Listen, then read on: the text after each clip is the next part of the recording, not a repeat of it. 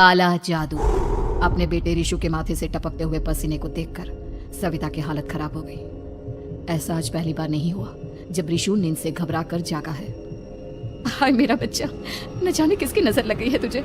जब से मेरे बच्चे ने 10वीं के एग्जाम में स्कूल टॉप किया है तब से रोज बुरे बुरे सपने आने लगे हैं। हाँ माँ, मैंने आज फिर से एक काले साए को देखा। वो यहीं मेरी आंखों के सामने खड़ा था। माँ मुझे बचा लो माँ। वो मुझसे कह रहा था कि मुझसे बदला लेगा। माँ कहीं ये प्रशांत। चुप कर, कैसी बात कर रहा है? दोबारा उसका नाम मत लेना। तुझे पता है ना उस प्रशांत ने आत्महत्या कर ली, तो बार बार उसका नाम मत लिया कर। मम्मी, क्या सच में प्रशांत ने आत्महत्या की थी? चुप कर, बहुत सवाल पूछता है आजकल। और फिर रात के वक्त सविता के पूरे घर में एक अजीब सा काला धुआं छाने लगा। गहरी नींद में सोई सविता की जैसे ही आंख खुली उसका दम घुटने लगा। वो दौड़कर ऋषु के रूम की तरफ गई जहां उसके दरवाजे पर घूमती एक काली परछाई देख वो बुरी तरह से घबरा गई। कौन है वहां? सामने आओ। ये मैं हूँ, तुम्हारी काली करतूत। और अब मैं तुम्हारे बेटे को ले जाने आया हूँ। नहीं, मेरे बच्चे को छोड़ दो प्लीज। मेरे ऋषु को कुछ मत करना। वो परछाई ऋषु के कमरे में घुस जाती है। सविता भी उसके पीछे पीछे दौड़कर जाती है और देखती है कि अब वो साया साफ नजर आ रहा था। वो सर से पैर तक खून में सना हुआ था और उसके शरीर के सारे अंग कटे फटे हैं। क्या चाहिए तुम्हें? तुम जो बोलोगे मैं करूंगी, लेकिन मेरे ऋषु को छोड़ दो। उस परछाई ने ऋषु को गर्दन से पकड़कर दीवार के सहारे हवा में उछाल दिया। ऋषु जोर जोर से चिल्लाने लगा। माँ बचाओ मुझे, बचा लो माँ। ये मुझे मार डालेगा। माँ मुझे बचा लो माँ। नहीं ऐसा मत करो, मुझे मार दो लेकिन मेरे बच्चे को छोड़ दो। मैं तुम्हारे आगे हाथ जोड़ती हूँ। वो परछाई ऋषु को जमीन पर गिरा देती है और अचानक वहां से गायब हो जाती है। ऋषु, मेरा बच्चा, तू ठीक तो है ना? कुछ बोल बेटा, क्या हुआ है तुझे? मैं ठीक हूँ माँ। क्या हुआ था यहाँ पर? कुछ नहीं बेटा, कुछ नहीं। तू परेशान मत हो। हम कल ही गांव के बाहर जो तांत्रिक महाराज रहते हैं उनके पास चलेंगे। ठीक है माँ, हम जल्द ही उनके पास चलेंगे। मुझे बहुत डर लग रहा है माँ। ये बार बार मुझे डरावने सपने आना, ये सब हमारे साथ क्यों हो रहा है माँ? अगले दिन सविता अपने बेटे ऋषु को लेकर गांव के बाहर तांत्रिक के पास जाती है। जिस जगह पर तांत्रिक रहा करता था वो जगह बहुत डरावनी थी। चारों तरफ कंकाल और भूतियां नजर आ रही थी। गांव से दूर वीराने में उस जगह पर जोर से आंधी चल रही थी। ऋषु ने डर कर अपनी माँ का हाथ पकड़ लिया। माँ मुझे बहुत डर लग रहा है। ये कैसी जगह है? देख बेटा, हमारे साथ जो कुछ भी हो रहा है उसका इलाज सिर्फ और सिर्फ ये तांत्रिक महाराज ही बता सकते हैं। अब यही है जो हमें प्रॉब्लम से बाहर निकाल सकते हैं। जैसे ही सविता और ऋषु तांत्रिक की झोपड़ी के अंदर पहुंचे, वहां का नजारा देखकर उनकी आंखें फटी की फटी रह गई। तांत्रिक की झोपड़ी के अंदर कई सारे लोग अपनी गर्दन घुमा घुमा कर जोर जोर से चीख रहे थे।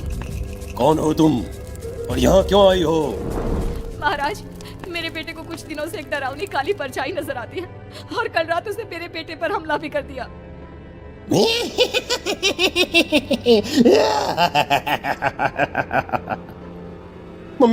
मम्मी हमें यहाँ से चलना चाहिए।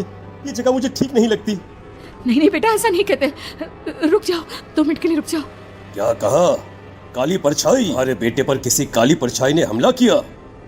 हाँ महाराज, वो कह रही थी कि वो मेरे बेटे को कुछ कर देगी। कोई उपाय बताइए महाराज, मेरे बेटे के साथ कुछ गलत नहीं होना चाहिए। तुमने किसी दूसरे के साथ गलत किया है तो तुम्हारे साथ भी गलत होकर ही रहेगा। तुमने किसी की जान ली है, किसी को मार डाला है तुमने। नहीं महाराज, मैंने ऐसा कुछ नहीं किया। मैंने किसी की जान नहीं ली। मुझे कोई उपाय बताइए। लगता है तुम इतनी आसानी से नहीं मानोगी।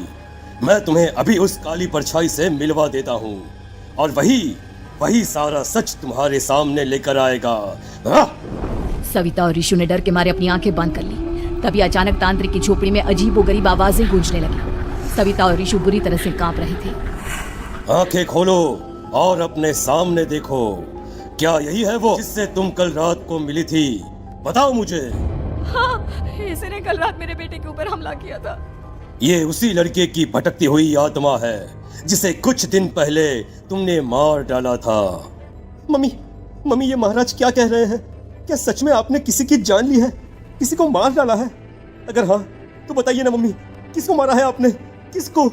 तुम्हारी माँ इतनी आसानी से सच नहीं बताएगी बेटा। इसने एक बच्चे की जान ली है। कहीं उसका नाम प्रशांत तो नहीं महाराज? वो मेरा दोस्त है, मेरा मतलब मेरा पड़ोसी है। सही पहचाना। देखा सविता, तुम्हारा खुद का बेटा भी जानता है कि तुमने किसी के प्राणों की बलि चढ़ा दी और इसीलिए अब उसकी बुरी आत्मा तुम्हारे घर में भटकती है। मुझे माफ कर दीजिए महाराज, मुझसे बहुत बड़ी गलती हो गई। प्रशांत हमारे पड़ोसी का बेटा था। हर बार उसके नंबर मेरे बेटे से ज्यादा आते थे और इसलिए मैंने उसके कमरे के बाहर काला जादू किया था, पर मुझे नहीं पता था कि वो मर जाएगा। तुम्हारे उसी काले जादू वाली गुड़िया के अंदर एक बुरी आत्मा थी जिसने उस बच्चे के दिमाग पर बुरा असर कर दिया और उसी की वजह से उस लड़के ने अपनी बालकनी से कूदकर आत्महत्या कर ली। इसकी वजह सिर्फ और सिर्फ तुम हो, तुम। नहीं महाराज, जो कुछ भी हुआ मुझे नहीं पता था कि प्रशांत अपनी जान दे देगा। प्रशांत की आत्मा इस वक्त तुम्हारे सामने खड़ी है, हमसे बात करना चाहती है। बोलो बोलो, क्या कहना चाहते हो? मैं जीना चाहता था, बड़ा होकर कुछ बनना चाहता था। आपके बेटे से मुझे कोई परेशानी नहीं थी। अरे वो तो मेरा अच्छा दोस्त था। मुझे माफ कर दो बेटा, मुझसे बहुत बड़ी गलती हो गई, मुझे माफ कर दो। करने से मुझे वापस जिंदगी नहीं मिल जाएगी। मेरे माँ बाप आज भी मेरे लिए रोते हैं। आपने मेरे साथ बहुत गलत किया है, बहुत गलत। और तभी अचानक प्रशांत की आत्मा वहां से गायब हो जाती है। सविता जोर जोर से रोने लगती है। सुन लिया तुमने? ये तुम्हारे अपने ही किए हुए पाप हैं जो इस तरह से तुम्हारे सामने आ रहे हैं। माँ, ये आपने अच्छा नहीं किया। सिर्फ 10th बोर्ड के एग्जाम में मैं टॉप कर पाऊं, इसलिए आपने मेरे दोस्त के ऊपर काला जादू कर दिया। नहीं मम्मी, नहीं, अब हम कभी खुश नहीं रह पाएंगे, कभी नहीं। मेरे दोस्त की आत्मा को कभी शांति नहीं मिलेगी मम्मी, कभी नहीं। लेकिन मैंने जो कुछ भी किया सिर्फ तुम्हारे लिए किया। वो लड़का हमेशा फर्स्ट पोजीशन पर आ जाता था और इस वजह से हमेशा तुम्हारे मार्क्स कम पड़ते थे। मैंने तो सिर्फ उस पर एक छोटा सा काला जादू किया था बेटा। मुझे क्या पता था कि उसका ये नतीजा निकलेगा। जिस गुड़िया को तुमने उस लड़के के कमरे के दरवाजे पर लगाया था, दरअसल उसके अंदर एक बुरी आत्मा का प्रवेश हो गया था, जैसा कि अक्सर काला जादू करते समय हो जाता है। मुझे अपनी गलती का एहसास हो गया है, मैं प्रायश्चित करना चाहती हूँ। आप बताइए मैं क्या करूँ?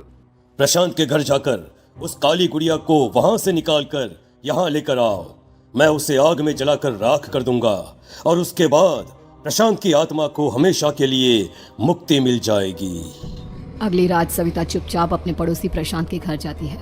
प्रशांत के माँ बाप प्रशांत की मौत के बाद उस घर को छोड़कर हमेशा के लिए वहां से चले गए थे। जैसे ही सविता उस घर के अंदर कदम रखती है, उसका सामना अजीबोगरीब हैवानियत से भरी आवाजों से होने लगता है। ऐसा लग रहा था जैसे कोई बुरी तरह से चीख रहा हो। सविता जैसे ही प्रशांत के कमरे के बाहर पहुंचती है, वहां पर लटकी हुई गुड़िया के शरीर से खून टपकने लगता है। ये क्या हो रहा है? इस गुड़िया के शरीर से खून क्यों टपक रहा है? सविता हिम्मत करते हुए उस गुड़िया को वहां से उतारने की कोशिश करती है, लेकिन तभी अचानक से बहुत भयानक दिखने वाली औरत उसकी आंखों के सामने आकर खड़ी हो जाती है। मैं यहाँ से कहीं नहीं जाऊंगी और अगर तूने मुझे यहाँ से हटाने की कोशिश तो मार डालूंगी मैं तुझे। नहीं, मुझे तुम्हें यहाँ से ले जाना ही होगा, नहीं तो मेरा बेटा, उसकी जान को खतरा है। मैं तुम्हें नहीं छोड़ सकती।